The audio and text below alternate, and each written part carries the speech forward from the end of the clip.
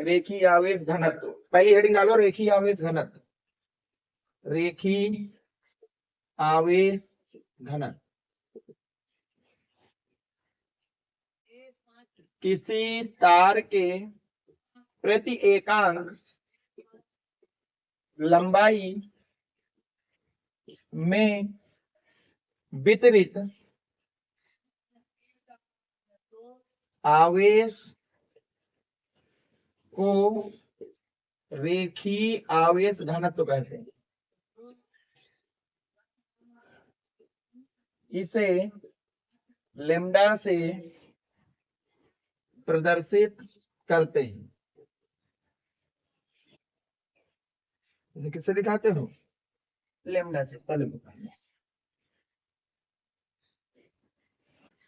प्रति एकांक लंबाई में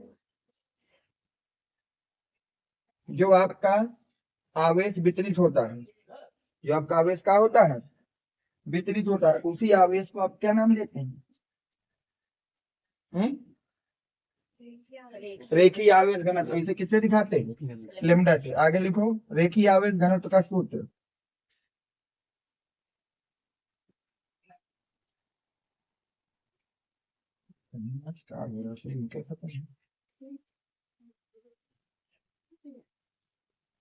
बराबर क्यू बाई एल।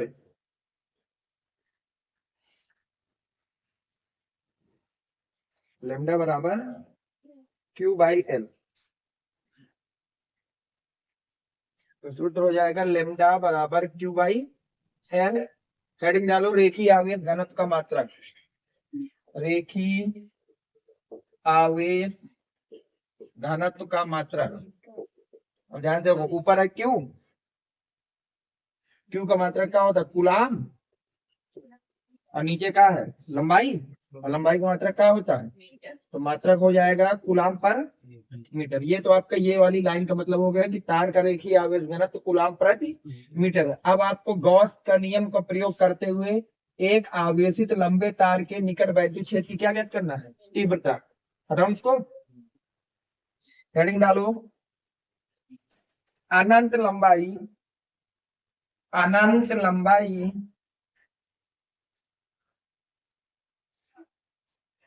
अनंत लंबाई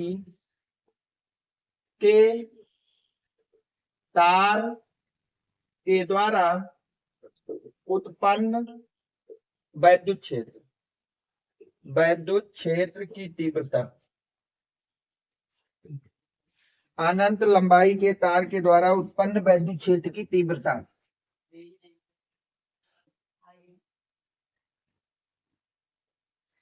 ठीक। अब देखो मान लिया कि ये हमारी कोई तार है जो अनंत लंबाई की है, ये हमारी कोई तार है जो किसकी है? इस तरह से आपको निकाल देना। ये हो गया प्लस इन्फिनिटी, अब ये हो गया माइनस, और इस पे हमने प्लस क्यू आवेश दे रखा है, प्लस आवेश। अब इससे आर दूरी पर जाकर कोई बिंदु है पी, कितनी दूरी पर? आर बिंदु पे जाकर है कोई बिंदु पी। तो जब भी आपका आवेश बिल्कुल सीधे तार में होगा तो जो वैद्युत क्षेत्र होगा उसके बेलनाकार होगा। कैसा होगा? बेलनाकार होगा। तो अगर हम वैद्युत क्षेत्र को इस बिंदु से लेके चले तो आपका वैद्युत क्षेत्र की कुछ दिशा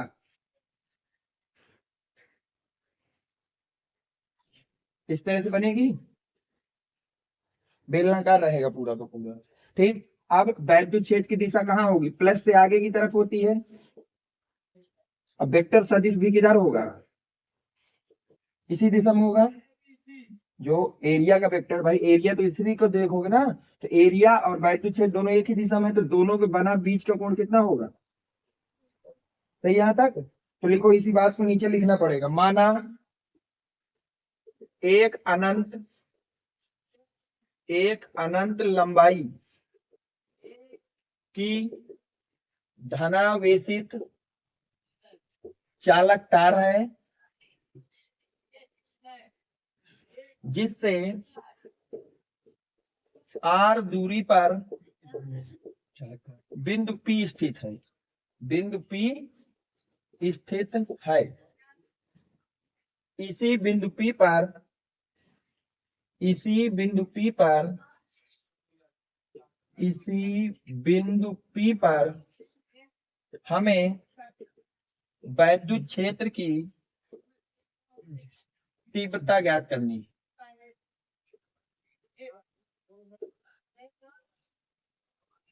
नोट करो।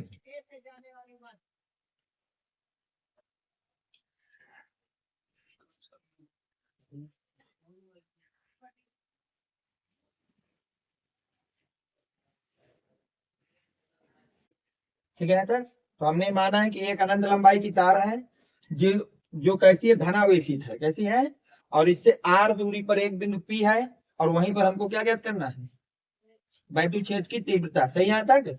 तो लिखेंगे वैद्युत फ्लक्स के सूत्र से, वैद्युत फ्लक्स के सूत्र से, वैद्युत फ्लक्स का सूत्र क्या कहता है, फाई ई बराबर समाकलन किसका, E vector dot D vector का। तो यहाँ तक ये होता है।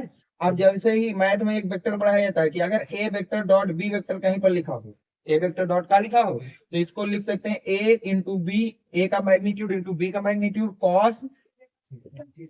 तो यहाँ पर भी लिखा है ए डॉट बी, तो इसको लिखा जा सकता है ए बी कॉस थीटा। तो यहाँ से फाई ई बराबर आ जाएगा समाकलन ई डी ए। तो यहाँ तक अब हमको ये पता है कि वैद्युत क्षेत्र की दिशा तथा क्षेत्रफल सदिश की दिशा, क्षेत्रफल सदिश की दिशा समान है, अतः इनके बीच का कोण कितना होगा, शून्य होगा। तो यहाँ लिखेंगे वैद्युत क्षेत्र की दिशा, वैद्युत क्षेत्र की दिशा तथा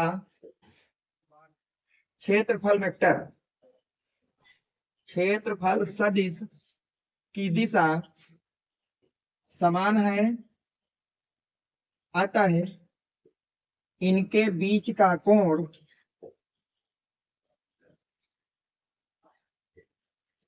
0 डिग्री होगा। यानी कि थीटा बराबर आप कितना पुट करेंगे, 0 डिग्री। यहां तक देख लो, ये बात हमने वहां पर भी लिख रखी थी कि अगर आपका वैद्युत क्षेत्र और क्षेत्रफल दोनों की दिशा एक है तो थीटा उनका कितना हो जाएगा, तो थीटा को यहाँ लिख सकते हैं। इसको मान लेंगे समीकरण नंबर 1। सही यहाँ तक? अब देखना ऊपर घटा लू,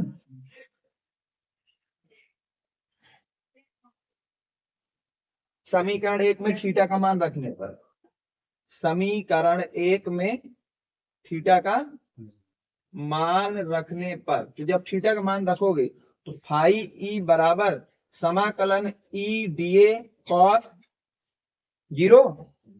सही है? और यहाँ पे दिखा देंगे कि कॉस 0 की वैल्यू होती है 1 और 0 की वैल्यू कितनी होती है। तो फाइनली इक्वेशन बनेगी फाई ई इक्वल टू समाकलन ई डीए। अब वैद्युत क्षेत्र नियत रहेगा क्योंकि जो आवेश है वो एक समान वितरित है, आवेश क्या है, तो वैद्युत क्षेत्र नियत रहेगा।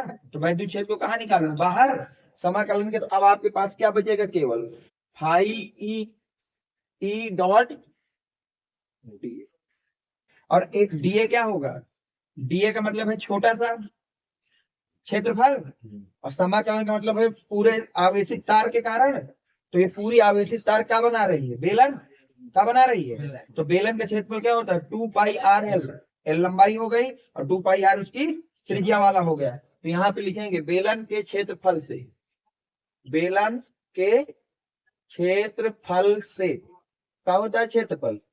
तो समाकलन और ये हो जाएगा 2 पाई आर एल के बराबर हो जाएगा। तो डीए की जगह समाकलन, डीए की जगह पूरा ही लिख सकता हूँ। समाकलन का सिर्फ ये मतलब होता है संपूर्ण, समाकलन का मतलब क्या होता है, संपूर्ण। और डीए का मतलब हो गया छोटे से पोर्शन का क्षेत्रफल, छोटे से पोर्शन का, और संपूर्ण का मतलब पूरे बेलन के कारण। तो पूरे बेलन का क्षेत्रफल क्या होता है, तो इसको यहाँ पे समाकलन की जगह लिखा जा सकता है। तो आप पास फाई ई इक्वल टू आ जाएगा बेटा ई 2 पाई आर, नीचे नोट करो थोड़ा सा, इधर का नोट है ये वाला। अब लगा दो इसमें गॉस की प्रमेय, इसमें क्या लगा दो,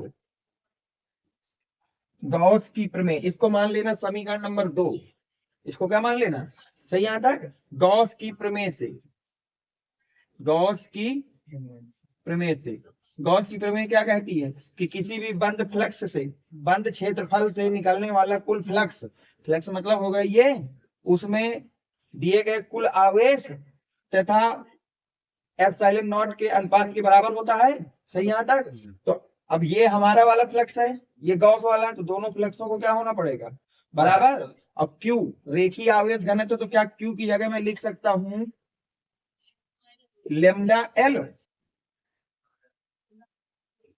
क्योंकि लेमडा बराबर था क्यू बाई एल, तो क्यू बराबर क्या हो जाएगा, लेमडा एल। और नीचे कहा जाएगा, ये क्या हो जाएगा, समीकरण 2, इसको मान लो 3, इसको क्या मान लो, तो लिखेंगे समीकरण 2 तथा 3 को बराबर करने पर, समीकरण 2 तथा 3 को बराबर करने पर, जैसे ही बराबर करोगे तो ये देखना ध्यान से, E 2 pi R L equal to बनेगा lambda L by epsilon nought, L से यल क्या हो जाएगा, कट जाएगा। अब हमको निकालना क्या था, ई, तो ई को छोड़ के बाकी सब इधर ले आऊं, तो ई बराबर हो जाएगा आपके पास 1/2 पाई आर। सही यहाँ तक, लेमडा लेमडा बाई ऊपर 2 से मल्टीप्लाई, नीचे 2 से डिवाइड करके, तो दिक्कत तो होगी नहीं। तो ये आपका फाइनली क्या हो जाएगा, ई इक्वल टू 2 कितने हो जाएंगे, 4 हो जाएंगे। 1/4 पाई एप्सिलॉन को एक जगह ले लो, इंटू 2 लेमडा, और ये ही आपका वैद्युत क्षेत्र की क्या होती है, तीव्रता होती है। इतना करना था, 5 नंबर का सवाल होता है सबसे ज्यादा पहले चैप्टर, दूसरे चैप्टर से पूछा जाने वाला डेरिवेशन।